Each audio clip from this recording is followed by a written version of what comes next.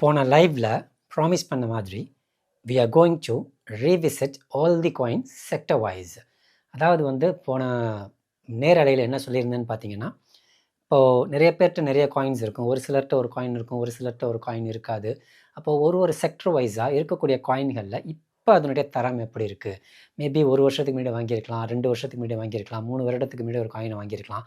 அந்த காயினோட நிலைமை இப்போ எப்படி இருக்குது, பாசிட்டிவாக இருக்கா நெகட்டிவாக இருக்கா, என்னென்ன ப்ளஸ் இருக்குது என்னென்ன மைனஸ் இருக்குது, இதை பற்றி ஆராயலான்னு சொல்லும்போது எல்லோரும் என்ன சஜஷன் பண்ணாங்கன்னு பார்த்தீங்கன்னா, ஒவ்வொரு செக்டராக பார்க்கலாம் சார், மொத்தமாக பார்க்க வேண்டாம், தனித்தனியாக ஏஐ செக்டர் தனியாக, ஆர்டபிள்யூஏ தனியாக, டிஃபை தனியாக, L1s தனியாக, L2 தனியாக, கேமிங் தனியான்னு பிரித்து பார்க்கலான்னு சொன்னேன்.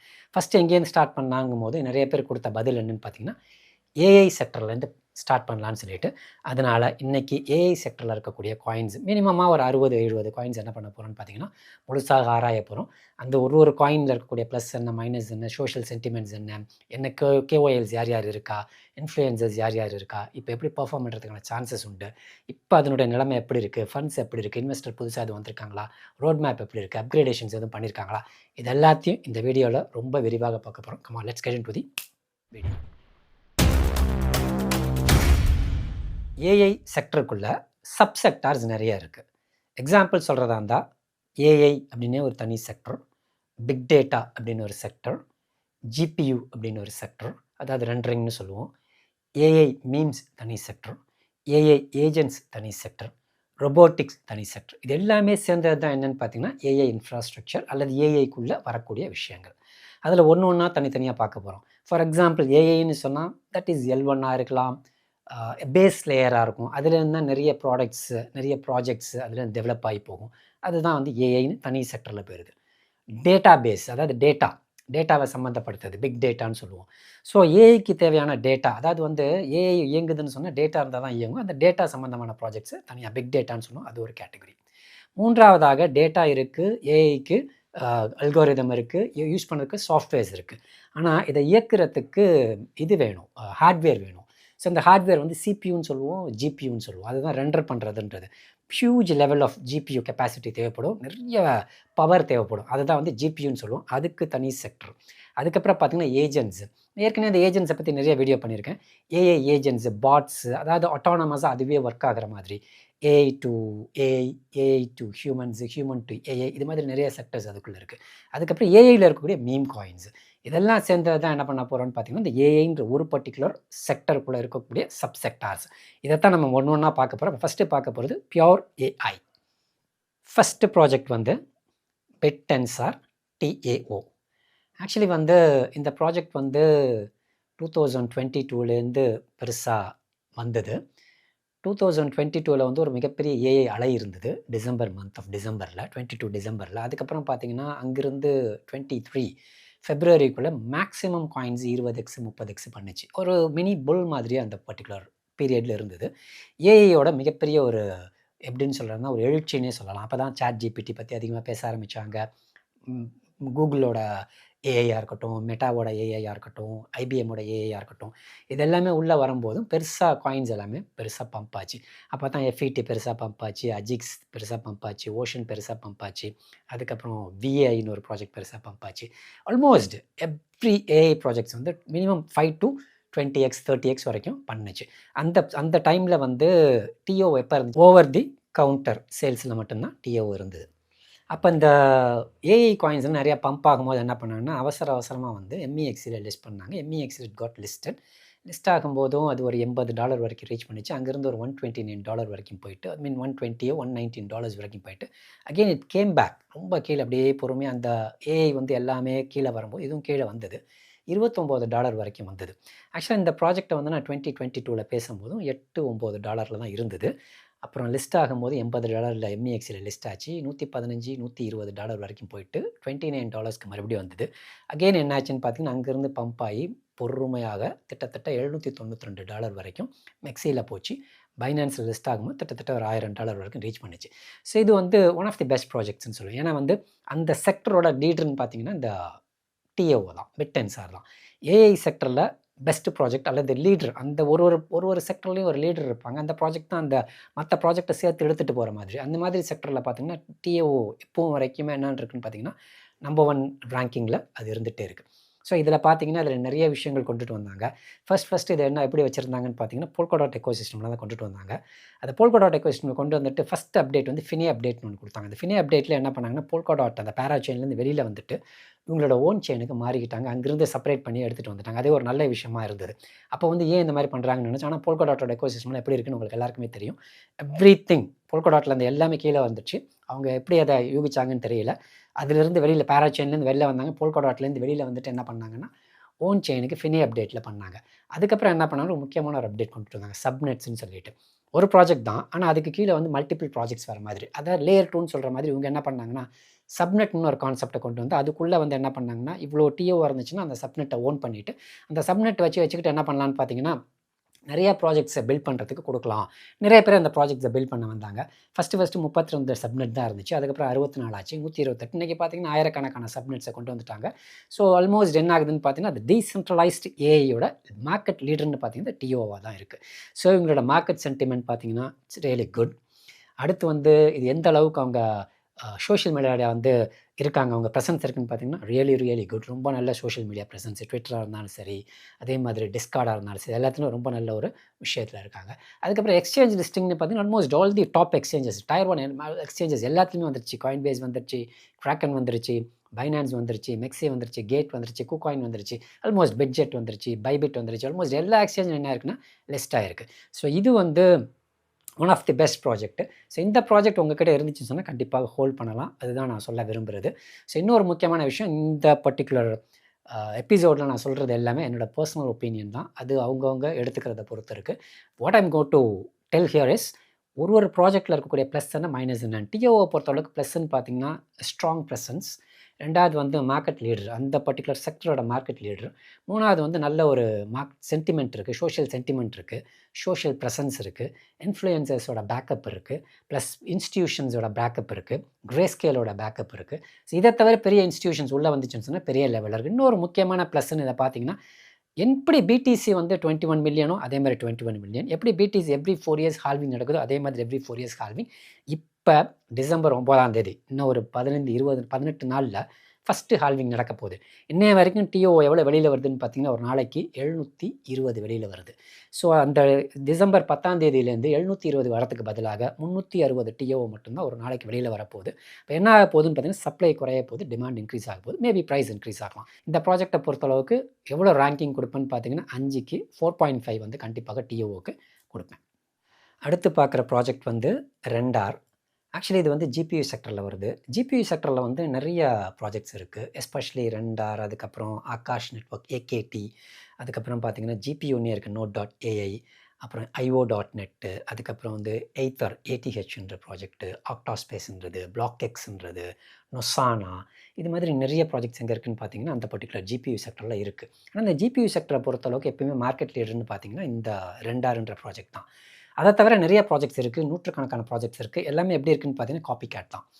ஒரு ஒயிட் பேப்பர் எடுக்கிறது, ஒரு ப்ராஜெக்ட் வெப்சைட் எடுக்கிறது, அதில் இருக்கக்கூடிய டோக்கனாமிக்ஸ் எடுக்கிறது, எல்லாத்தையும் காப்பி பண்ணி ChatGPTயோ ஏதாவது ஒரு ஏஐட்ட கொடுத்துட்டு மாற்றி கொடுக்க சொன்னால் மாற்றி கொடுக்கும், ஒரு ப்ராஜெக்ட்னு ரிலீஸ் பண்ணிடுறது. இப்படி தான் மேக்ஸிமம் ப்ராஜெக்ட்ஸ் இருந்தது. இதில் வந்து ஓரளவுக்கு மற்றதை விட டிஃப்ரெண்ட்டாக அல்லது தி ஃபஸ்ட் மூவர்னு சொல்லுவாங்க இல்லையா, முதல்ல வந்த ப்ராஜெக்ட்னு பார்த்தீங்கன்னா இந்த ஜிபியூ செக்டரில் வந்து எதுன்னு பார்த்தீங்கன்னா ரெண்டார். ஆக்சுவலி ரெண்டாரோட பர்பஸ் என்னன்னு பார்த்தீங்கன்னா, இப்போ ஃபார் எக்ஸாம்பிள் வந்து எனக்கு வந்து ஒரு பர்டிகுலர் டிசைன் பண்ணணும். அந்த டிசைன் பண்ணுறதுக்கு என்கிட்ட சிஸ்டம் இருக்குது. அந்த சிஸ்டமுக்கு அதை டிசைனை வந்து உருவாக்குறதுக்கான பவர் அதுக்கிட்ட இல்லை. அந்த ஜிபியூ பவர், சிபியூ தான் இருக்கும், ஜிபியூ பவர் இல்லை. அப்போ இந்த ஜிபியூ பவர் வேணும்னு சொல்லிட்டா என்விடியாவோட சிப் வாங்கணும். என்விடியாவோட சிப்லாம் வந்து 1 லட்ச ரூபா, 2 லட்ச ரூபா, 5 லட்ச ரூபா, 1 கோடி ரூபான்னு சொல்லிட்டு ஜஸ்ட் வேரிஸ், எக்கச்சக்கமான விலைகளில் இருக்கும். நார்மலாக ஒரு இப்போ கேம் விளாட்ற எல்லாருக்குமே தெரியும், கேமிங் விளாடணும் லேப்டாப்லன்னு பார்த்தீங்கன்னா கண்டிப்பாக அதில் வந்து ஜிபியூ பேஸ்டு சிஸ்டம் இருக்கணும், ஜிபியூ ப்ராசஸர் இருக்கணும் உள்ள, அதாவது கிராஃபிக்கல் ப்ராசஸர் யூனிட் இருந்துச்சுன்னு சொன்னால் தான் என்ன ஆகணும், கேமிங் விளையாட முடியும். இல்லைனா கேம் என்ன ஆகாது, லோடே ஆகாது. ஸோ அதே மாதிரி தான் இந்த ஏஐலாம் இயக்கணும், ஹை பர்ஃபார்மன்ஸ் ரெண்டரிங்லாம் பண்ணணும், ஹை பர்ஃபார்மன்ஸ் டிசைனிங்லாம் பண்ணணும்னு சொன்னால் கண்டிப்பாக என்ன தேவைன்னு பார்த்தீங்கன்னா ஜிபியூ தேவை. அப்போ இந்த ஜிபியூ வந்து நான் காசு கொடுத்து வாங்குறதுக்கு பதிலாக, என்விடியா மதர் சிப்ஸை வாங்குறதுக்கு பதிலாக, இல்லை ஒரு கம்ப்யூட்டர் லேப்டாப்பை வாங்குறதுக்கு பதிலாக நான் ரெண்ட் எடுத்துக்கலாம். ஸோ 1 மணி நேரத்துக்கு இவ்வளவு, நான் யூஸ் பண்ணுறதுக்கு ஒரு சப்ஸ்கிரிப்ஷன் மாதிரின்னு வச்சுக்கோங்களேன். அது எப்படி கொடுப்போன்னு சொன்னால் ஒரு நாளைக்கு, ஒரு வாரத்துக்கு, 10 நாளைக்கு, 1 மணி நேரத்துக்குன்னு வாங்கிக்கிட்டு அதுக்கான அமௌண்ட் $5, $10, $100, $20 கட்டிட்டு அதை நம்ம யூஸ் பண்ணிவிட்டு எடுத்துடலாம். இதுக்காக கொண்டு வந்த ப்ராஜெக்ட் தான் என்னென்னு பார்த்தீங்கன்னா ரெண்டார்ன்ற ப்ராஜெக்ட். இந்த ப்ராஜெக்டை பொறுத்தளவுக்கு ஜிபியூவை வந்து மக்களுக்கு கொடுக்குறது. அதாவது வந்து ஜிபியூ நிறையா வந்துட்டு அவைலபிளாக இருக்கும். அந்த ஜிபியூ வந்து என்ன பண்ணாலும் யார் வேணாலும் யூஸ் பண்ணிக்கலாம். யூஸ் பண்ணிக்கிட்டு தேவையான போதும் யூஸ் பண்ணிக்கிட்டு அதுக்கான காசை என்ன பண்ணிடுறது, கட்டிடுறது. அதாவது ரெண்ட்டு கொடுற மாதிரி ஜிபியூ நிறையா வச்சுக்கிட்டு அதை ரெண்ட்டு கொடுவாங்க. தேவையானவங்க அது வந்து என்ன பண்ணுவாங்க, அதை யூஸ் பண்ணிக்கிட்டு கொடுத்துருவாங்க. இந்த ப்ராஜெக்டை பொறுத்தளவுக்கு ரொம்ப பழைய ப்ராஜெக்ட் தான். இப்போ புதுசாக வந்ததில்லை, போன புள்ளிலையும் இருந்தது. இந்த ப்ராஜெக்ட் வந்து அந்த பர்டிகுலர் செக்டரில் பிரில்லியன்ட் ப்ராஜெக்ட். ஆனால் இந்த ப்ராஜெக்ட் பற்றி நான் அதிகமாக பேசினதே கிடையாது. நிறைய முறை லைவ்லலாம் சொல்லியிருப்பேன். ஆனால் அந்த ஸ்பெசிஃபிக்காக டெடிக்கேட்டடாக பேசினது கிடையாது. ஒரே ஒரு வீடியோவில் பேசியிருந்தேன். அது 2022 ஃபெப்ரவரியோ மார்ச்சோன்னு நினைக்கிறேன். அந்த வீடியோவில் பேசும்போது என்ன பண்ணுன்னு பார்த்தீங்கன்னா ரெண்டர்னு ஒரு ப்ராஜெக்ட் இருக்குது. அந்த ப்ராஜெக்ட் வந்து இந்த வேலையை செய்யுது. அப்போ வந்து அதோட விலை ஒரு $1 கிட்ட இருந்துச்சுன்னு நினைக்கிறேன். ₹120 ₹130 இருந்தது. ஸோ உங்களால் அந்த பர்டிகுலர் ₹120 ₹130 கொடுத்து வாங்க முடியலன்னு சொன்னால் அதனுடைய க்ளோனுன்னு சொன்னால் புவர் அதாவது புவர் ஊட்டின்னு சொல்லுவாங்க. அது மாதிரி ஏற்காடை வந்து இப்போ அதை வாங்க முடியலன்னா அதுக்கு பதிலாக அதை வாங்கிக்கலான்ற மாதிரி இன்னொரு ப்ராஜெக்ட் என்ன சொன்னேன், நொசானான்னு ஒரு ப்ராஜெக்ட். NOSன்ற டிக்கரில் வந்தது. அது ₹1 ரேஞ்சில் இருந்தது, அது ₹100 ரேஞ்சில் இருந்தது. அதுக்கப்புறம் பார்த்தீங்கன்னா 2023, 24 அந்த நொசானான்றது கிட்டத்தட்ட ₹700 மேலே போச்சு. 700x ₹1லேருந்து ₹700 கிட்டத்தட்ட $7 கிட்ட போச்சு. 1 சென்ட்லேருந்து 1 சென்ட்டில் இருந்தது வந்து 80 காசு 90 காசு இருந்தது வந்து கிட்டத்தட்ட எங்கே போச்சுன்னு பார்த்தீங்கன்னா $7 வரைக்கும் போச்சு. அது இட்ஸ் கம்ப்ளீட்லி டிஃப்ரெண்ட். இது ஜிபியூ ரெண்டார்ன்றது. நொசானான்றது என்னன்னு பார்த்தீங்கன்னா சிபியூ பேஸ்டு. ஸோ இப்போ இந்த 2 ப்ராஜெக்ட்டுமே இப்போ சொல்லிடுறேன். ஃபஸ்ட்டு திங் ரெண்டர்ன்றது வந்து என்றைக்குமே எவர் கிரீன் ப்ராஜெக்ட்டு. அது வச்சுருந்தீங்கன்னா கண்டிப்பாக வச்சுருங்க. இப்போ 1.75 1.78 அந்த ரேஞ்சில் தான் இருக்குது. அது ஆல் டைம் ஹை போகிறதுக்கான வாய்ப்புகள் ரொம்ப ஜாஸ்தி. 1. 2வது சோஷியல் மீடியாவில் அவங்களுடைய இது ரொம்பவே நல்லாயிருக்கும். அதே மாதிரி KOLs அதாவது இன்ஃப்ளூயன்சர்ஸ் அதை பற்றி அதிகமாக பேசுவாங்க. பெரிய பெரிய ஆட்கள் கிட்ட இருக்கும். இன்ஸ்டிடியூஷன்ஸ் நிறையா பை பண்ணியிருப்பாங்க. ஏன்னா அது வந்து பழைய ப்ராஜெக்ட்டு, ப்ரூவன் ப்ராஜெக்ட்னு சொல்லிட்டு இருக்கும். ஆனால் இந்த நொசானான்றது பார்த்தீங்கன்னா ஏற்கனவே 1 சென்ட்லேருந்து $7 போய்ட்டு மறுபடியும் கீழே வந்து இப்போ எவ்வளோ 30-40 சென்ட்டில் ட்ரேட் ஆகுதா என்னன்னு தெரியல. ஐம் நாட் ஷோர் என்ன ப்ரைஸில் ட்ரேட் ஆகுதுன்னு அதை பார்க்கணும். ஸோ இந்த ப்ராஜெக்டை பொறுத்தளவுக்கு ஆக்சுவலி சொலானால பில்ட் ஆன ப்ராஜெக்ட் தான் நொசானா. 100 மில்லியன் சப்ளை எல்லாமே ஓகே தான் இருந்தது. ஸோ இது வந்து ஒரு ரிஸ்கி ப்ராஜெக்டாக சொல்லுவேன். ஆனால் வந்து ரெண்டர் என்னன்னு சொல்லுவேன்னு பார்த்தீங்கன்னா ரிஸ்க் ஃப்ரீ ப்ராஜெக்டாக சொல்லுவேன். அதாவது வந்து ரெண்டருக்கு நான் மார்க் கொடுக்குறதா 4.25 கொடுப்பேன். 5 ஸ்டாருக்கு 4.25 கொடுப்பேன். நொசானாக்கு 3 ஸ்டார் கொடுப்பேன். That's it. நெக்ஸ்ட் ப்ராஜெக்ட் வந்து fetch.ai. ஸோ இந்த ஃபெட்ச்ன்றது வந்து போன புல்லில் இருந்தது. அதுக்கப்புறம் பார்த்தீங்கன்னா 2022 அந்த டிசம்பர் டு ஃபெப்ரவரி 2023க்குள்ளே கிட்டத்தட்ட ஒரு 10-15x வந்து ஈஸியாக பண்ணுச்சு. அந்த ஏஐ பற்றின உலகம் பூரா ஏஐ பற்றி அதிகமாக பேசப்படும் போதும் இந்த fetch.ai வந்து பெரிய லெவலில் மூவ் ஆச்சு. ஸோ அங்கேருந்து என்ன பண்ணாங்கன்னா இந்த ஃபெட்ச் வந்து நிறைய விஷயங்கள் கொஞ்சம் கொஞ்சமாக சேர்த்துக்கிட்டே வந்தாங்க. நிறைய விஷயங்கள் செஞ்சுக்கிட்டே வந்தாங்க. நடுவில் கூட என்னாச்சுன்னு பார்த்தீங்கன்னா 24 ஸ்டார்டிங்கில் 23 எண்ட்லேயோ வந்து பேங்க்ரப்ட் ஆச்சு. பேங்க்ரப்ட் இந்த சென்ஸ் வந்து எல்லோ நோட்டீஸ் கொடுக்க போகிறோன்னு சொல்லிட்டு ஒரு நியூஸ் வந்தது. எங்கேன்னு பார்த்து யூகேல வந்து அவங்களால வந்து ஆப்ரேட் பண்ண முடியல, எங்கள்கிட்ட ஃபண்ட்ஸ் இல்லைன்னு சொல்லிட்டு கொடுக்குற மாதிரி இருந்தாங்க. அப்போ கீழே வந்துட்டு மறுபடியும் பம்ப் ஆகிடுச்சு. அதுக்கப்புறம் தான் என்னாச்சுன்னு பார்த்தீங்கன்னா மெர்ஜ் பண்ண ஆரம்பித்தாங்க. நிறைய கம்பெனிஸ் ஒன்று சேர்ந்து ஒரே கம்பெனி ஆக்கணும். ஏன்னா டிஓவோட மார்க்கெட் கேப்புக்கு பக்கத்தில் போகணும், அதை வந்து பீட் பண்ணணும்னு சொன்னால் நம்ம ஒரே ஒரு கம்பெனி வச்சுட்டு அதை பீட் பண்ண முடியாது. 2-3 கம்பெனியை வந்து அமால்கமேட் பண்ணணும். அதாவது வந்து எல்லாத்தையும் ஒன்றா மெர்ஜ் பண்ணணும்னு சொல்லிட்டு அஜிக்ஸ்னு ஒரு கம்பெனி, ஓஷன் ஒரு கம்பெனி, ஸோ இந்த கம்பெனி கிராஃப்னு ஒரு கம்பெனி, இந்த கம்பெனிலாம் சேர்ந்து என்ன பண்ணாங்கன்னா ஒன்றா வந்து எஃப்இடிக்குள்ளே வந்தாங்க. எஃப்இடிக்குள்ளே ஒன்றா மெர்ஜ் பண்ணிக்கிட்டாங்க. மெர்ஜ் பண்ணிக்கிட்டு ஓரளவுக்கு மேலே போச்சு, அப்புறம் கீழே வந்துச்சு. மேலே போச்சு, வாலட்டைலாக தான் இருந்துச்சு, பெரிய லெவலில் பெர்ஃபார்ம் பண்ணலை. அதுக்கப்புறம் சடனாக என்ன ஆச்சுன்னு பார்த்தீங்கன்னா ஓஷன் ப்ரோட்டோகால்ன்றவங்க அதை விட்டு வெளியில் போகிறோன்னு சொல்லிட்டு இப்போ ரீசெண்ட்லி வெளியில் போயிட்டாங்க. அதுக்கப்புறம் ஃபெட்சோட ப்ரைஸ் வந்து கொஞ்சம் கீழே ட்ராப் ஆகிருக்கு. ஒருவேளை ஏஐயோட சைக்கிள் பெருசாக இருந்துச்சுன்னு சொன்னால் அந்த ஃபெட்ச் வந்து ஓரளவுக்கு நல்லா பெர்ஃபார்ம் பண்ணக்கூடிய வாய்ப்புகள் ரொம்ப ஜாஸ்தி. Because 2 more companies are with them. இன்னொரு 2 கம்பெனி கூட இருக்காங்க. அது டேட்டா சம்மந்தப்பட்ட ஒரு கம்பெனி, டேட்டா இண்டெக்ஸிங் சம்மந்தப்பட்ட இன்னொரு கம்பெனி, ப்ளஸ் ஃபெட்ச்ன்றதே ஒரு L1 தான் வந்து. ஸோ எப்படி வந்து டிஓ சொல்கிறோமோ அந்த மாதிரி வந்து ஃபெட்சும் வந்து அந்த மாதிரியான வேலைகளை பார்க்குறது தான். அதில் ஏஜென்ட்ஸ் நிறைய பில்ட் ஆகுது, நிறைய ப்ராஜெக்ட்ஸ் அதுக்குள்ளேயும் பில்ட் ஆகுது. ஓரளவுக்கு சோஷியல் மீடியா ப்ரெசன்ஸ் ஓரளவுக்கு ஓகே தான். KOLஸ்லாம் ஓரளவுக்கு பேசுகிறாங்க. ஸோ இதுக்கு ரேங்கிங் கொடுக்குறதா இருந்தால் நான் வந்து 3.8 கொடுப்பேன். ஃபெட்சை பொறுத்தளவுக்கு 3.8 கொடுப்பேன். ஒருவேளை இந்த ப்ராஜெக்ட் வச்சுருந்தீங்கன்னு சொன்னால் you can hold this project. ஏன்னா வந்து ப்ரூவன் ப்ராஜெக்ட் சேஃபாக வந்து இங்கே இடத்துலேருந்து சேஃபான எக்ஸிட் ஆகிறதுக்கான வாய்ப்புகள் ரொம்ப ரொம்ப ஜாஸ்தி. ஓரளவுக்கு ஓகேயான ப்ராஜெக்ட் தான் இந்த fetch.ai. நெக்ஸ்ட்டு வந்து விர்ச்சுவல்ஸ். ஆக்சுவலி வந்து இந்த விர்ச்சுவல்ஸ்ன்றது எதுக்கு உருவாக்குனாங்கன்னு பார்த்தீங்கன்னா இட்ஸ் அ பிளாட்ஃபார்ம். ஸோ எதுக்கான பிளாட்ஃபார்ம்னு பார்த்தீங்கன்னா ஏஐ ஏஜென்ட்டை உருவாக்குறதுக்கு யூஸ் பண்ணக்கூடிய ஒரு பிளாட்ஃபார்ம். இப்போ ஒரு ஒரு ஏதாவது ஒரு பர்ட்டிகுலர் ஏஐ நான் உருவாக்கணும்னு சொன்னா, அதுக்கு என்ன தேவைன்னு பார்த்தீங்கன்னா, கம்ப்யூட்டர் நாலேட்ஜ் தேவை, கோடிங் தேவை, ஸ்மார்ட் கான்ட்ராக்ட் பத்தின சில எக்ஸ்பீரியன்ஸ் தேவை. அதுக்கப்புறம் பிளாக் செயின் பத்தி தெரியணும்.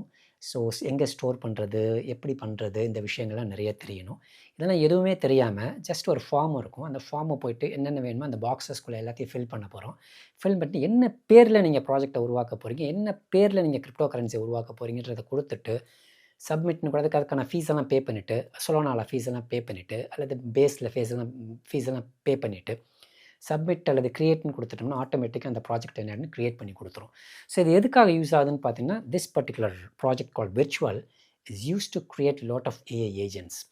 என்ன பர்பஸ்க்காக அந்த ஏஐ ஏஜென்ட் உங்களுக்கு தேவையோ அதை சொல்லிட்டிங்கன்னா அந்த பர்பஸை வந்து அது செஞ்சு கொடுத்துரும். அதை வச்சு நம்ம என்ன பண்ணலாம், ட்ரேட் பண்ணலாம். யார் வேணாலும் யூஸ் பண்ணாங்கன்னா அதுக்கான ரெவன்யூவை ஜென்ரேட் பண்ணி கொடுக்க போகுது. அதுக்காக தான் இந்த விர்ச்சுவல்ன்ற ப்ராஜெக்ட் வந்துச்சு. ஏஐ ஏஜென்ட்டோட முன்னோடின்னு சொன்னால் இந்த விர்ச்சுவல் தான். இது வந்து கிட்டத்தட்ட $1 கிட்டத்தட்ட $4 வரைக்கும் இது மூவ் ஆச்சு, 400x. ஸோ இதுவும் எப்போன்னு பார்த்தீங்கன்னா, ஏஐ ஏஜென்ட் வந்து அபரிவிதமான ஒரு க்ரோத் இருந்தது 24ன்னு நினைக்கிறேன். அந்த பீரியட் ஆஃப் டைமில் வந்து மிகப்பெரிய அளவில் வந்து இது மூவ் ஆச்சு இந்த பர்டிகுலர் ப்ராஜெக்ட், விர்ச்சுவல்ஸ்ன்ற ப்ராஜெக்ட். இந்த ப்ராஜெக்ட் இப்போ பார்த்தீங்கன்னா அங்கேருந்து ஆல் டைம் ஹை கிட்டத்தட்ட $4 வரைக்கும் போயிட்டு இப்போ கீழே தான் வந்திருக்கு. இந்த செக்டர் ஏஐ ஏஜென்ட்ன்ற செக்டரில் மார்க்கெட் லீடர்னு பார்த்தீங்கன்னா இந்த விர்ச்சுவல்ஸ் தான். அதுக்கப்புறம் நிறையா வந்தது, ஏஐஎக்ஸ்பிடி வந்தது, அதுக்கப்புறம் பார்த்தீங்கன்னா கிரியேட்டர் பிட் வந்தது, இது மாதிரி pump.fun, இது மாதிரி நிறைய ப்ராஜெக்ட்ஸ் வந்து என்ன வந்துச்சுன்னு பார்த்தீங்கன்னா, இந்த மாதிரி ப்ராஜெக்டை க்ரியேட் பண்ணுறது, பாட்ஸை உருவாக்குறதுக்கு, ஏஐ ஏஜென்ட்ஸை உருவாக்குறதுக்கு வந்துச்சு. ஆனால் இன்றைக்கும் வந்து மார்க்கெட் லீடர்னு பார்த்தீங்கன்னா விர்ச்சுவல்ஸை பொறுத்தளவுக்கு அவங்கள்ட்ட வந்து சோஷியல் சென்டிமெண்ட் நல்லாயிருக்கும், இன்ஃப்ளூயன்சஸ் நிறையா இருக்காங்க. அதே மாதிரியே வந்து அவங்களோட சோஷியல் மீடியா ப்ரெசன்ஸ் நல்லாயிருக்கும். ப்ளஸ் வந்து இட்ஸ் அ ப்ரூவன் ப்ராஜெக்ட்னு சொல்கிறத விட ஓகே ப்ராஜெக்ட். ஓகே இந்த சென்ஸ் வந்து அந்த ஏஐ ஏஜென்ட்ஸ், அதாவது ஏஐ பம்ப் ஆகும்போதும் ஏஐ ஏஜென்ட்ஸும் பம்ப் ஆகும்போது இதுவும் பம்ப் ஆகிறதுக்கான வாய்ப்புகள் ரொம்ப ஜாஸ்தி. ஸோ அதனால் என்ன பண்ணுவேன்னு பார்த்தீங்கன்னா, ஏஐ ஏஜென்ட் இந்த விர்ச்சுவல்ஸ்க்கு நான் எவ்வளோ மார்க் கொடுப்பேன்னு பார்த்தீங்கன்னா, எவ்வளோ ஸ்டார் கொடுப்பேன்னு பார்த்தீங்கன்னா 3.5 ஸ்டார்ஸ். நெக்ஸ்ட் ஒன் வந்து டோக்கனைசேஷன், அதாவது வந்து இன்டெலெக்சுவல் ப்ராப்பர்ட்டி, ஐபின்னு சொல்லுவாங்க. இந்த ப்ராஜெக்டோட பேர் வந்து ஸ்டோரி ப்ரோட்டோகால். ஸோ இது பற்றியும் வீடியோ நான் போட்டிருக்கேன், பார்க்காதவங்க பார்த்துக்கலாம். ஸோ ஆக்சுவலி இது என்ன பண்ணணுன்னு பார்த்தீங்கன்னா, இப்போ ஃபார் எக்ஸாம்பிள் வந்து என்கிட்ட ஏதோ ஒரு விஷயம் இருக்குது. அந்த விஷயத்தை வந்து நான் என்ன பண்ணணும்னு பார்த்தீங்கன்னா, ஏஐ மூலமாக அதை வந்து விற்கணும்னு பார்க்குறேன். என்கிட்ட டேட்டாவாக இருந்தாலும் சரி, என்கிட்ட ஒரு டிசைன் இருக்குது, என்கிட்ட ஒரு ஐடியா இருக்குது, என்கிட்ட ஒரு மியூசிக் இருக்குது, என்கிட்ட ஒரு வீடியோ இருக்குது, என்கிட்ட ஒரு ஃபோட்டோ இருக்குது, நான் வரைஞ்ச ஃபோட்டோவாக இருந்தாலும் சரி, கேமராவில் எடுத்த ஃபோட்டோவாக இருந்தாலும் சரி, இதெல்லாம் என்ன மாற்றுறதுன்னு சொன்னால் அதை டோக்கனைஸ் பண்ணி யாராவது யூஸ் பண்ணாங்கன்னா நமக்கு அந்த ராயல்ட்டி வர மாதிரி கொண்டுட்டு வர ஒரு ப்ராஜெக்ட். இந்த ப்ராஜெக்ட் வந்து ஒன் ஆஃப் த நியூ சொல்லுவேன், அதாவது வந்து ஒரு புதுமையான ஒரு முயற்சின்னு தான் சொல்லுவேன். நிறைய விஷயங்கள் பண்ணியிருக்காங்க. ஸோ இந்த ப்ராஜெக்ட்டும் பார்த்தீங்கன்னா ஓரளவுக்கு நல்ல ப்ராஜெக்டாகவே இருக்குது. என்ன ரீசன்னு பார்த்தீங்கன்னா, ஆல்மோஸ்ட் $1 $1.5 $15 10x வரைக்கும் அது போயிட்டு இப்போ வந்து $2.25 ட்ரேட் ஆகிட்டு இருக்கு. ஸோ இவங்க வந்து நிறைய பார்ட்னர்ஷிப்ஸ் பண்ணிக்கிட்டு இருக்காங்க, நிறைய விஷயங்கள் செஞ்சுட்டு இருக்காங்க. இப்போ கூட வந்து ஒரு பைபேக் ஆஃபர் ஒன்று கொடுத்துருந்தாங்க. அந்த பைபேக் வந்ததுக்கப்புறம் தான் பார்த்தீங்கன்னா ரேட் ரொம்ப கீழே போயிருக்கு. ஸோ ஒரு புதுசாக ஒரு பார்ட்னர்ஷிப் கூட அனௌன்ஸ் பண்ணியிருந்தாங்க லம்பார்ட் ஃபைனான்ஸோட. அதாவது பிட்காயினை வந்து டோக்கனைஸ் பண்ணுற மாதிரி, பிட்காயினோட மைனிங், பிட்காயினோட அந்த ஏபிவைஸ் இதெல்லாம் டோக்கனைஸ் பண்ணி கொடுக்குற மாதிரி ஒரு ஆப்ஷன்ஸு. ப்ளஸ் வந்து நிறைய சிங்கர்ஸு, நிறையா பாப் சிங்கர்ஸ் இவங்களெல்லாம் உள்ளே கொண்டுட்டு வராங்க. அவங்களாம் என்ன பண்ணுறாங்களோ அவங்களோட பாடல்கள், அவங்களுடைய வரிகள், அவங்க எழுதின சில கவிதைகளாக இருக்கட்டும், சில ஸ்டோரிஸாக இருக்கட்டும், கதைகள் இதெல்லாம் என்ன பண்ணலான்னா அவங்க இன்டெலெக்சுவல் ப்ராப்பர்ட்டியாக மாற்றிடுவாங்க. இன்டெலெக்சுவல் ப்ராப்பர்ட்டியாக மாற்றினா யாராவது அதை யூஸ் பண்ணாங்கன்னு சொன்னால் அவங்களுக்கு ராயல்ட்டி, அந்த கமிஷன் வந்துகிட்டே இருக்கிற மாதிரி ஒரு செட்டப் தான் கொண்டுட்டு வந்திருக்காங்க. இந்த ப்ராஜெக்ட்டும் ஒரு நல்ல ப்ராஜெக்டாக தான் இருக்குது. ஆனால் இது வந்ததே வந்து இப்போ ஒரு ஃபெப்ரவரியில் தான் வந்தது. இந்த வருடம் ஃபெப்ரவரி மாதம் தான் வெளியில் வந்தது. ஃபெப்ரவரியில் வந்துட்டு அப்புறம் பார்த்தீங்கன்னா கிட்டத்தட்ட ஜூன் ஜூலையில் நல்ல ஒரு பீக்கு, கிட்டத்தட்ட ஒரு $15 வரைக்கும் போச்சு. அங்கேருந்து கொஞ்சம் கொஞ்சமாக ட்ராப் ஆகி இப்போ எங்கே வந்திருக்குன்னு பார்த்தீங்கன்னா $2.25 $2.3 ட்ரேட் ஆகிட்டுருக்கு. இந்த ப்ராஜெக்ட்டும் அந்த பர்டிகுலர் செக்டரில் நல்ல ப்ராஜெக்ட்னு தான் சொல்லுவேன். அடுத்து பார்த்தீங்கன்னா இந்த ப்ராஜெக்ட்ஸ் யாராவது வச்சுருந்தீங்கன்னு சொன்னால் கண்டிப்பாக ஹோல்ட் பண்ணலாம். இவங்களோட சோஷியல் மீடியா ரொம்ப நல்லாயிருக்கும் ஒன்று. அடுத்தது வந்து சோஷியல் சென்டிமெண்ட்ஸ் ரொம்ப நல்லாயிருக்கும். பார்ட்னர்ஷிப்ஸ் நிறையா பில்ட் பண்ணிட்டு போகிறாங்க. நிறைய அப்கிரேடேஷன்ஸ் நிறையா கொடுத்துக்கிட்டு தான் இருக்காங்க. ஸோ அதனால் இந்த இதையும் என்ன பண்ணலான்னா, இதுக்கு நான் எவ்வளோ மார்க் கொடுப்பேன், எவ்வளோ ஸ்டார்ஸ், 5க்கு எவ்வளோ ஸ்டார்ஸ் கொடுப்பேன்னு பார்த்தீங்கன்னா 4 கொடுப்பேன். நெக்ஸ்ட் ஒன் வந்து கியூபிக். இது வந்து சிஎஃப்பி அப்படின்னு ஒரு பர்டிகுலர் பர்சன், அவர் யாருன்னு பார்த்தீங்கன்னா, ஒரு 2, 3 ப்ராஜெக்ட்ஸ் இதுக்கு முன்னாடியே செஞ்சிருக்காரு. ஸோ நெக்ஸ்ட்டுன்னு ஒரு ப்ராஜெக்ட் ரொம்ப வருஷத்துக்கு முன்னாடி 2016ல செஞ்சிருக்காரு. அதுக்கப்புறம் வந்து இன்னொரு ப்ராஜெக்ட் ஐஓடிஏ அப்படின்னு ஒரு ஃபேமஸான ப்ராஜெக்ட். அந்த ப்ராஜெக்ட்டோட ஃபவுண்டரு. அவரு தான் எதையும் ஃபவுண்ட் பண்ணாருன்னு பார்த்தீங்கன்னா, கியூபிக் அப்படின்ற ஒரு பர்ட்டிகுலர் ப்ராஜெக்ட்ட ஃபவுண்ட் பண்ணாரு. ஸோ இந்த ப்ராஜெக்ட்ட பொறுத்தளவுக்கு செவரல் ட்ரில்லியன்ஸில் இருந்துச்சு. அதுக்கப்புறம் என்ன பண்ணாங்க, நிறையா குறைச்சாங்க. டோக்கனாமிக்ஸை மாற்றுனாங்க. பில்லியன்ஸுக்கு கொண்டுட்டு வந்தேன். பர்ன் பண்ணுறேன், அதை பண்ணுறேன், இதை பண்ணுறேன்னாங்க. அன்னைக்கு வந்து நான் அந்த ப்ராஜெக்ட்டை பற்றி ஒரு வீடியோ பேசியிருக்கேன். அதை பேசும்போது ஒரு விஷயத்தை நான் ரொம்ப தெளிவாக சொல்லியிருந்தேன். இந்த ப்ராஜெக்ட் வந்து நான் என்றைக்குமே ரிஸ்க் செக்டரில் தான் வைப்பேன். அடித்தா ஜாக்பாட்டு, இல்லைனா ஒன்றும் இல்லைன்னு இன்றைக்கும் அதே நிலைப்பாட்டில் தான் இருக்கேன். அடித்தா ஜாக்பாட்டு, இல்லைனா ஒன்றுமே இல்லாமல் போயிடுறதுக்கான வாய்ப்புகள் தான் ஜாஸ்தி. ஆனால் வந்து ஒரு சீசனில் பார்த்தீங்கன்னா, இது ரொம்ப ஹைப்டாக இருந்துச்சு. நிறைய பேர் இதை பற்றி பேசினாங்க. ஓரளவுக்கு நல்லா பெர்ஃபார்ம் பண்ணிச்சு. 10, 15x பண்ணிச்சு. அதுக்கப்புறம் பார்த்தீங்கன்னா, பழைய ரேட், அது ஆரம்பத்தில் என்ன ரேட்டில் இருந்துச்சோ அந்த ரேட்டுக்கு கீழே வந்துருச்சு. ஸோ அகெயின் இந்த ப்ராஜெக்ட்டை பொறுத்தளவுக்கு இவங்க என்ன சொல்கிறாங்கன்னா, அலிகார்ட்னு சொல்லிட்டு ஒரு அப்கிரேட் ஒன்று கொடுத்துருந்தாங்க. அந்த அப்கிரேட் என்ன பண்ணுதுன்னு பார்த்தீங்கன்னா, ஏஜிஐ, அதாவது இப்போ இருக்கக்கூடிய ஒரு டாப் டெக்னாலஜி, ஏஐயில் இருக்கக்கூடிய ஒரு top technology, artificial generalised intelligence, அதை நோக்கி நாங்கள் பயணிக்கிறோம் அப்படின்லாம் சொல்கிறாங்க. அது எந்த அளவுக்கு உண்மைன்னு தெரியல. ப்ளஸ் மைனிங் வந்து அவங்க வந்து சைட் மைனிங், கொஞ்சம் மர்ஜ்டு மைனிங், சைட் மைனிங்னு சொல்லிட்டு மொனீரோ காயினை மைன் பண்ணுறாங்க. அவங்க என்ன பண்ணுறாங்கன்னா, கியூபிக் மைனிங் பண்ண, அது ப்ரூஃப் ஆஃப் ஒர்க்கில் வரும். கியூபிக்கை மைன் பண்ணும் போதுமே என்ன பண்ணாங்க, மொனீரோன்னு ஒரு ப்ரைவசி பேஸ்டு காயின் இருக்குது. இப்போ எப்படி இசட் கேஷ் வந்து பயங்கரமாக ஏறிட்டு இருக்கோ, அது மாதிரி இசட் கேஷ்க்கு முன்னோடின்னு பார்த்தீங்கன்னா மொனீரோ தான். ஸோ அந்த மொனீரோ வந்து எடுத்துகிட்டு இருந்தாங்க. ஓரளவுக்கு ப்ரைஸ் அதுக்கப்புறம் மறுபடியும் பழைய ஆல் டைம் ஹை பக்கத்தில் போச்சு. இப்போ மறுபடியும் கீழே வந்துருச்சு. மேபி இந்த ப்ரூஃப் ஆஃப் ஒர்க்கில் வந்து என்னென்ன காயின்ஸ்லாம் இருக்கும், அந்த காயின்ஸ் எல்லாம் மைன், அதாவது கியூபிக்கை மைன் பண்ணும்போது மர்ஜ்டு மைனிங் அல்லது சைட் மைனிங்காக வந்து இதையும் எடுக்கிறதுக்கான சான்சஸ் வந்துச்சுன்னு சொன்னால் இதோட ப்ரைஸஸ் வேறு லெவலுக்கு போகிறதுக்கான வாய்ப்பு உண்டு. ப்ரைஸ்ன்னு பார்த்தீங்கன்னா 6 இருக்கும். நான் ஏற்கனவே அந்த ப்ராஜெக்ட்டை பற்றி நான் வீடியோவில் அப்படி தான் ஆரம்பிச்சிருப்பேன். இந்தியர்களுக்கு அதிகமான 0 இருந்துச்சுன்னா ரொம்ப பிடிக்கும். ஏன்னா வந்து ஒரு காயின் வந்து 20,000 கொடுத்து வாங்குறதுக்கு 20,000 500 கோடி காயின் கிடச்சிச்சின்னா உடனே வாங்குவாங்க. ஏன்னா ஒரு காயின் 1 பைசா போனால் கூட எனக்கு 5 லட்சம் கிடச்சிடும், 50 லட்சம் கிடச்சிடும்னு சொல்லிட்டு அந்த நோக்கத்தில் வருவாங்கன்ட்டு. அப்படி தான் இந்த ப்ராஜெக்டை நான் பார்த்தேனே ஒழிய, இதனுடைய பின்னாடி இருக்கக்கூடிய அந்த ஃபண்டமெண்டல்ஸாக இருக்கட்டும், பின்னாடி இருக்கக்கூடிய அவங்க ஒர்க்கஹாலிக்ஸாக இருக்கட்டும், அவங்க இதெல்லாம் வந்து எனக்கு அந்தளவுக்கு பெருசாக திருப்தியாக இருக்கிற மாதிரி தெரியல. ஏன்னா அதனால தான் எப்போவுமே அதை வந்து ரிஸ்கி செக்டரில் வைப்பேன். இனியும் ரிஸ்கி செக்டரில் தான் வைப்பேன். எதுக்கு நான் மார்க் கொடுக்குறாங்கன்னா, ஜஸ்ட் பாஸ் தான் கொடுப்பேன். 2 கொடுப்பேன். 5க்கு 2 ஸ்டாரு கியூபிக் கொடுப்பேன். அதப்பயும் சொல்கிறேன், கிடைத்தால் ஜாக்பாட்டு, இல்லைன்னா 0. நெக்ஸ்ட்டு செக்டர் வந்து டேட்டா சம்மந்தப்பட்டது. ஸோ எந்த அளவுக்கு ஏஐ நமக்கு முக்கியமோ அதே அளவுக்கு டேட்டாவும் முக்கியம். டேட்டா இருந்துச்சுன்னு சொன்னால் தான் ஏஐயால் இயங்க முடியும்.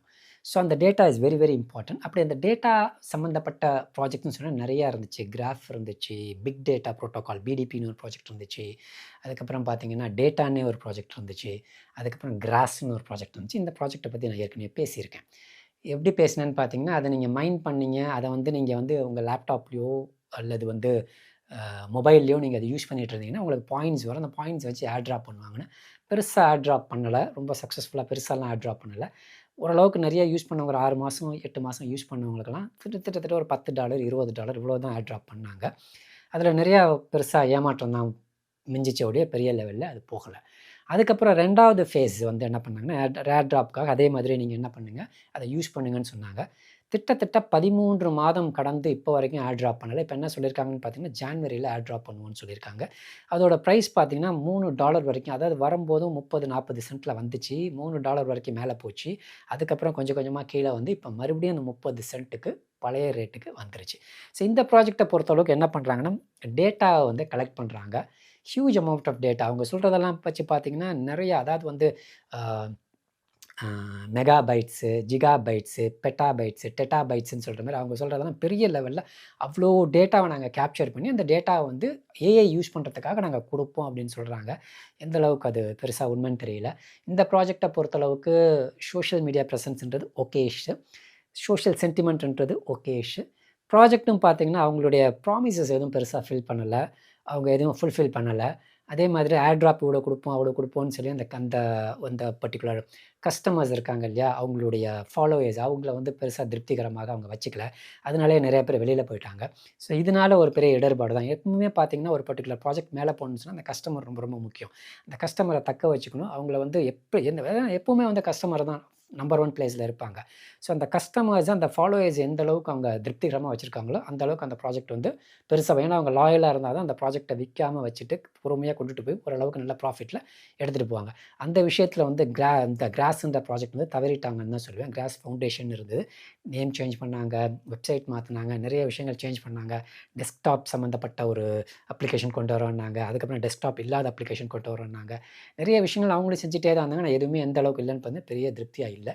இப்பயும் என்ன சொல்லியிருக்காங்கன்னு பார்த்தீங்கன்னா, ஜான்வரியில் அடுத்த ஏர்ட்ராப் வரும்னு சொல்லியிருக்காங்க. அது எந்த அளவுக்கு எவ்வளோ கொடுக்க போகிறாங்க, எப்படி கொடுக்க போகிறாங்க? ஏன்னா லாஸ்ட் டைம் வந்து 10% அவன் சப்ளையில் வந்து 1 பில்லியன் சப்ளை, அதில் 100 மில்லியன் வந்து ஏர்ட்ராப்னு ஒதுக்குனாங்க. இந்த வாட்டி 5% கொடுக்க போகிறோன்னு சொல்லியிருக்காங்க. 50 மில்லியன் டோக்கன்ஸை வந்து என்ன பண்ண போகிறோன்னு பார்த்தீங்கன்னா ஏர்ட்ராப்காக கொடுக்க போகிறோன்னு சொல்லியிருக்காங்க. இது யார் எலிஜிபிள் இருக்க போகிறா, யார் எலிஜிபிளாக இருக்க போகிறதில்ல. ஏன்னா எலிஜிபிலிட்டி இல்லாமல் போனது நிறைய பேர். அது வந்து ஒரு பெரிய வருத்தம் போன வாட்டி. ஏன்னு பார்த்தீங்கன்னா அதில் நிறைய பேர் ஒரு 6 மாதம் 7 மாதம் லேப்டாப்பில் அவங்க மொபைல்லலாம் யூஸ் பண்ணிக்கிட்டே இருந்து கடைசியில் என்ன பண்ணாங்கன்னு பார்த்தீங்கன்னா இது வந்து டூப்ளிகேட் ஆயிடுச்சு, இது வந்து டெனியல் ஆஃப் சர்வீஸ் அட்டாக்ல வந்துருச்சு, இது வந்து ஸ்டீல்த் மோடில் நீங்கள் யூஸ் பண்ணியிருக்கீங்க, யூஸ் பண்ண முடியாதுன்னு சொல்லிட்டு நிறைய பேர் என்ன பண்ணாங்கன்னு பார்த்தீங்கன்னா அங்கேருந்து டிஸ்கார்ட் பண்ணி வெளியில் அனுப்புனாங்க. ஸோ அதுவே ஒரு பெரிய அதிருப்தி நிலையை அந்த கன்சியூமர்ஸ் மத்தியில் உருவாக்குச்சு. அதனால் இந்த ப்ராஜெக்டை பொறுத்தளவுக்கு நான் எவ்வளோ கொடுப்பேன்னு பார்த்தீங்கன்னா 2.5 தான் கொடுப்பேன். நெக்ஸ்ட் ப்ராஜெக்ட் வந்து cookie.fun. ஸோ ஆக்சுவலி இந்த குக்கின்றது வந்து எங்கே வரும்னு பார்த்தீங்கன்னா டேட்டாவில் வரும், ஏஐ ஏஜென்ட்டில் வரும். ஸோ ஃபார் எக்ஸாம்பிள் வந்து இது இது எப்படி ஒர்க் ஆகும்னு பார்த்தீங்கன்னா, இப்போது ஒரு ஏஐ ஏஜென்ட் வந்து இப்போ நான் வந்து ஒரு ஹோட்டலில் புக் பண்ணணும், ஒரு ஏஜென்ட் கிட்ட கொடுக்குறேன், ஒரு ஏஐ ஏஜென்ட் கிட்ட நான் வந்து இந்த ஊருக்கு நான் போகணும், இந்த ஊரில் வந்து இதுதான் என்னுடைய பட்ஜெட்டு, இந்த மாதிரி ஹோட்டல் இருக்கணும், இந்த மாதிரி ரூம்ஸ் இருக்கணும், இவ்வளோ ஸ்பேஷியஸாக இருக்கணும், இந்தந்த ஃபெசிலிட்டிலாம் இருக்கணும் அப்படின்னு அதுக்கிட்ட ப்ராம்ப்ட் கொடுத்துட்டோம்னு சொன்னால் அதுவே போய் அந்த ஊரில் இருக்கக்கூடிய ஹோட்டல்ஸ் எல்லாம் தேடி எவ்வளோ சீப்பாக வாங்க முடியுமோ அவ்வளோ சீப்பாக கொண்டு வரும். அப்போது அந்த பர்டிகுலர் ஏஜென்ட்டுக்கு என்ன தேவைன்னு பார்த்தீங்கன்னா டேட்டா தேவை. என்னென்ன மாதிரி டேட்டா தேவைன்னு பார்த்தீங்கன்னா ப்ரைஸ் ஃபீட்ஸ் இருக்கணும், ஆன்சைன் டேட்டா இருக்கணும், அதே மாதிரியே புக்கிங் டேட்டா இருக்கணும், புக் ஆயிருக்கா இல்லையா, எந்த ஃப்ளோரில் இருக்குது அந்த ஹோட்டலில் புக் பண்ணுறாங்க, எந்த ஃப்ளோரில் இருக்குது, ஸோ என்ன மாதிரி ரூம்ஸ் இருக்குது, சிங்கிள் ரூமா, டபுள் ரூமா, டீலக்ஸ் ரூமா, என்ன மாதிரி ரூம் இருக்குது, இந்த டேட்டா அதாவது ஆன்சைன் டேட்டா அது வந்து ஸ்பான்டேனியஸாக வரணும். அதாவது வந்து எப்படி இருக்குன்னு டிலே இருக்கக்கூடாது, அந்த ஃப்ரெஷ்ஷாக அப்போ இருக்க டேட்டா அப்படியே வரணும், ப்ரைஸ் ஃபீட்ஸோடு வரணும். இந்த மாதிரி டேட்டாவை கொடுக்கறதுக்குன்னே உருவாக்கப்பட்ட ஒரு பர்டிகுலர் ப்ராஜெக்ட் தான் இந்த cookie.funன்றது. இது யாருக்கு பயன்பட்டுச்சுன்னு பார்த்தீங்கன்னா ஏஏ ஏஜென்ட்ஸுக்கு தான். அப்போ அதனால தான் என்ன பண்ணுங்க, இந்த ஏஏ ஏஜென்ட்ஸ் ப்ராஜெக்ட்ஸ்லாம் ஏறும்போது cookie.fun பெரிய லெவலில் பம்ப் ஆகிட்டு மறுபடியும் இப்போ எங்கே வந்துருச்சுன்னா என்ன ப்ரைஸ்லேருந்து ஏறிச்சோ அந்த ப்ரைஸுக்கு கீழே வந்துருச்சு. ஸோ இந்த ப்ராஜெக்ட்டும் எப்படி நான் வைப்பேன்னு பார்த்தீங்கன்னா விர்ச்சுவலுக்கு நிகராக தான் வைப்பேன். ஏன்னா விர்ச்சுவல் எப்படி வந்து ஏஐ ஏஜென்ட்ஸில் வந்து ஒரு டாப் லீடரோ அதே மாதிரி ஏஐ ஏஜென்ட்ஸுக்கு தேவையான டேட்டாவை வழங்குறதுல குக்கி வந்து ஒரு லீடராக தான் இருக்காங்க. அப்போ வந்து ஏஐ ஏஜென்ட் சம்மந்தமான ப்ராஜெக்ட்ஸ்லாம் ஏறிச்சுன்னு சொன்னால் கண்டிப்பாக குக்கியும் ஏறும், இல்லைனா குக்கி ஏறாது. சோஷியல் மீடியா ப்ரெசன்ஸு மற்ற விஷயங்கள் எல்லாமே ஓகேஷ் தான், ரொம்ப கீழேயும் கிடையாது, ரொம்ப டாப்னு சொல்ல முடியாது. அதேமாதிரி கேஓஎல்ஸ் எல்லாம் பேசுகிறது ரொம்ப டாப்னு கேஓஎல்ஸ் பேசுகிறாங்கன்னு சொல்ல முடியாது, பேசாமல் இருக்காங்கன்னு சொல்ல முடியாது. எல்லாமே ஒரு மிக்சட் ரெஸ்பான்ஸ் தான் குக்கியை பொறுத்தளவுக்கு. ஸோ இந்த குக்கிக்கு நான் எவ்வளோ மார்க் ஸ்டார்ஸ் கொடுப்பேன்னு பார்த்தீங்கன்னா 5க்கு வந்து 2.8.